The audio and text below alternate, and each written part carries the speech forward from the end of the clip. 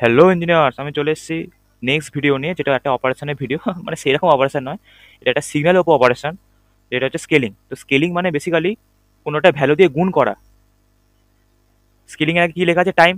মানে আমি টাইমের সাথে কিছু একটা গুণ করবো। আমি 2 গুণ করলাম, তাহলে সিগন্যালের মধ্যে চেঞ্জ কি হবে? তো বেসিক্যালি এই চ্যাপ্টারে সিগন্যাল রিপ্রেজেন্টেশনই আছে, এরকম সব দিয়ে দেবে, আঁকতে হবে। তো বেসিক থেকেই আমি করাচ্ছি ওই কারণে, একটা একটা করে, তারপর কম্বাইন দেবে।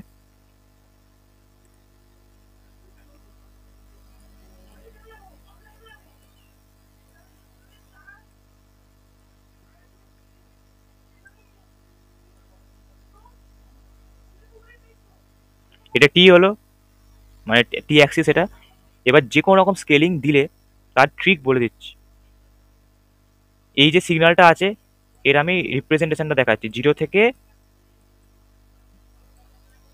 1 এর মধ্যে আমার ভ্যালু হচ্ছে 1। এবার আমার অ্যাম্পলিচিউড যেহেতু স্কেলিং নয়, সেই কারণে আমি টাইমের ওপর ফোকাস করব। অ্যাম্পলিচিউড ওটাই থাকবে, শুধু টাইমের উপর ফোকাস করব, টাইমটা কমা বাড়া করবে, ফলে কমপ্লেক্স এক্সপ্যান্ড হবে। 0 থেকে 1 এর মধ্যে ভ্যালু হচ্ছে 1। এবার এখানে টি ছিল, এখানে টি লিখেছি। এখানে 2t আছে, তাহলে আমি 2t লিখবো।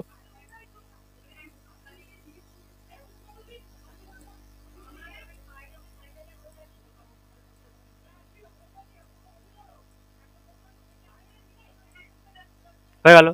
এখানে এখানে টি ছিল, এখানে টি লিখেছি। এখানে টি ছিল, এখানে টি লিখেছি।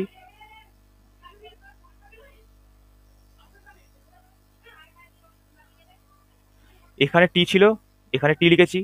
এখানে 2t আছে, এখানে 2t লিখলাম। হয়ে গেল। এবার হচ্ছে এখানে যে ভ্যালুটা দিয়ে গুণ করেছি, সেটা দিয়ে সব কটাকে ভাগ করব।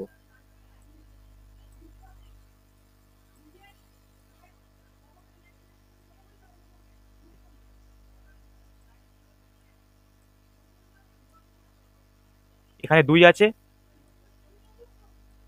2 দিয়ে ভাগ করলাম। 2 এর জায়গায় অন্য কিছু থাকতে পারতো, সেটা দিয়ে ভাগ করতাম।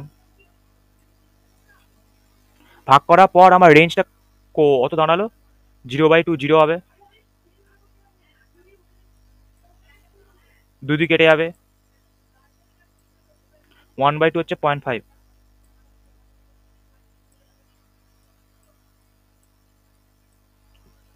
এটা পুরনো ছিল, এটা নতুন হলো। কিন্তু অ্যাম্পলিটিউড সেমই থাকবে। আমি অ্যাম্পলিটিউডের দিকে মাথা ঘামাবোই না, আমার মাথা ঘামাবো টাইমের দিকে। তাই 0 থেকে 0.5 এর মধ্যে ভ্যালু 1। একটু কমবে, 1 1ই থাকবে। এটা 0.5, এই পয়েন্টটা 1 1ই থাকবে। এই পয়েন্টটা হচ্ছে 0.5। তাহলে কি হলো?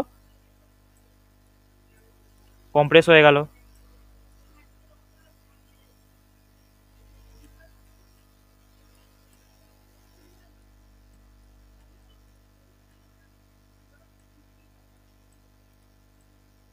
তাহলে কম্প্রেস হলো। তাহলে বোঝা গেল একই জিনিস, একই জিনিস আমি এখানে করব।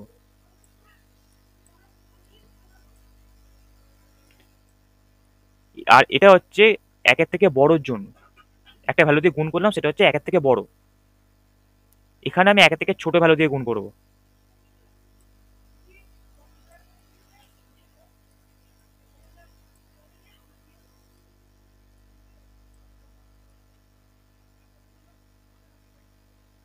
এটা হচ্ছে 2, যেটা একের থেকে বড়।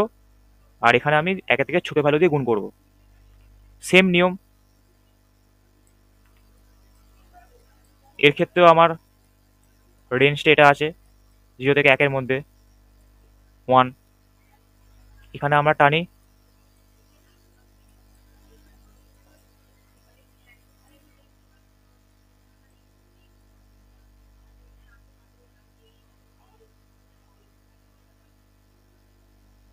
এই রেঞ্জটা এর সাথে সেমই আছে, 0 থেকে 1-এর মধ্যে। আমি অ্যাম্পলিটিউড নিয়ে মাথা ঘামাবোই না, আমি টাইমের ওপর ফোকাস করব, কারণ অ্যাম্পলিটিউডে কিছু চেঞ্জ হবে না, রেঞ্জটা সেমই থাকবে। কি প্রসেস বলেছি? এখানে টি ছিল, এখানে টি লিখলাম। এখানে 0.5t আছে, আমি 0.5t লিখবো টি এর জায়গায়।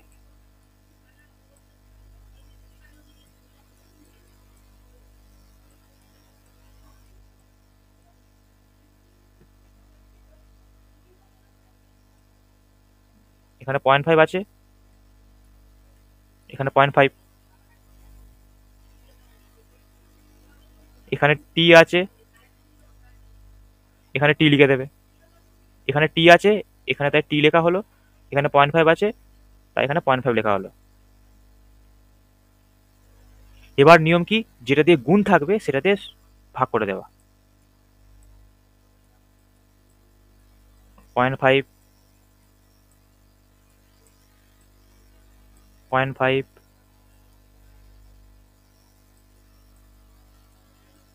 0.5, 0/0.5 0 হবে, 0.5 0.5 কেটে যাবে।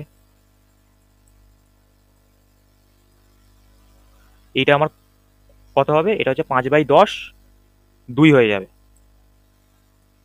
তাহলে দেখ রেঞ্জটা ছিল 0 থেকে 1 মধ্যে, বেড়ে 0 থেকে 2 মধ্যে হয়ে গেল, মানে এক্সপ্যান্ড করলো।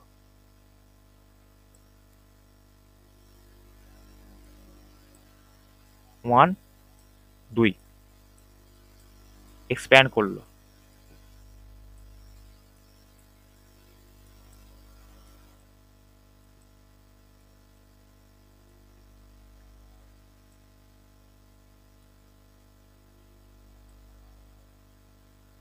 তাহলে বোঝা গেল, ফার্স্ট রুল হচ্ছে যা রেঞ্জ থাকবে সেটা আমি লিখে নেবো, 0 থেকে 1 মধ্যে আছে, মানে যে রেঞ্জে ভ্যালু আছে সেই রেঞ্জটা লিখবো।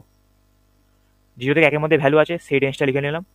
তারপর হচ্ছে এখানে টি ছিল, এখানে টি আছে, যেটা দেয়া থাকবে সেটা দিয়ে টিকে রিপ্লেস করব, রিপ্লেস করে দিলাম। তারপর যেটা দিয়ে গুণ আছে সেটা দিয়ে আবার ভাগ করব।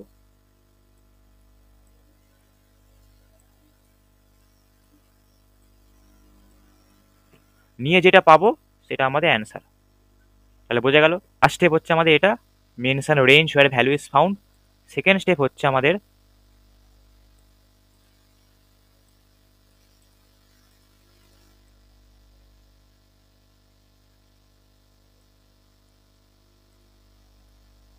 Replace T by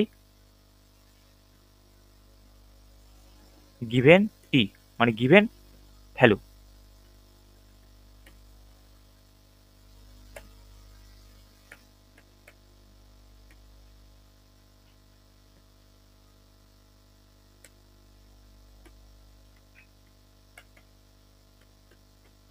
replace T by given value.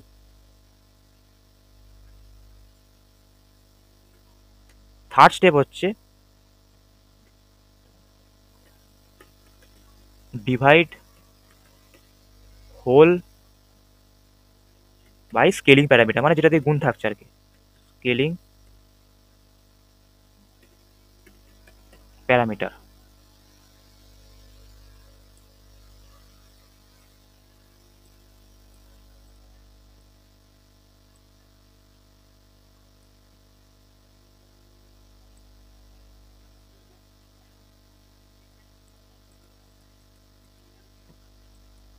তাহলে বোঝা গেল,